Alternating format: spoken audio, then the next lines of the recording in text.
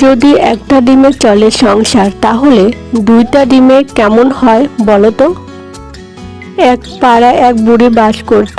সংসার চালানোর জন্য সে অনেকগুলো মুরগি পুষেছিল। মুরগিগুলো যে ডিম পারতো সেগুলো বাজারে বিক্রি করে বুড়ি যা টাকা পেত তাই দিয়ে মোটামুটি সংসার চালিয়ে নিত। মুরগিগুলোর মধ্যে একটা ছিল বড় আদরের, কারণ রোজ সকালে সে মুরগিটা একটা করে বড় ডিম দিত।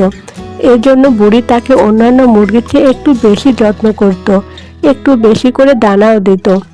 একদিন বুড়ি ভাবলো, আমার আদরের মুরগিটিকে আমি যে দানা খেতে দিই তাতে সে রোজ একটা করে ডিম দেয়, তাহলে ওর খাবার দানা দ্বিগুণ করে দিলেও নিশ্চয় দুটো করে ডিম দিবে, আরও বেশি টাকা আমার ঘরে আসবে।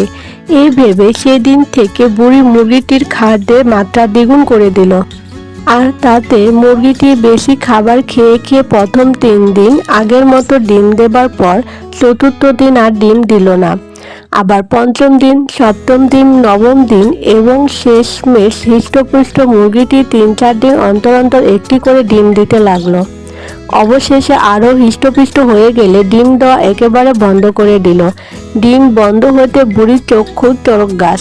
বুড়ি নিজের কপাল চাপড়ে বারবার বলতে লাগলো, হায়, আমি বুদ্ধির দোষে বেশি লাভ করতে গিয়ে সব হারালাম।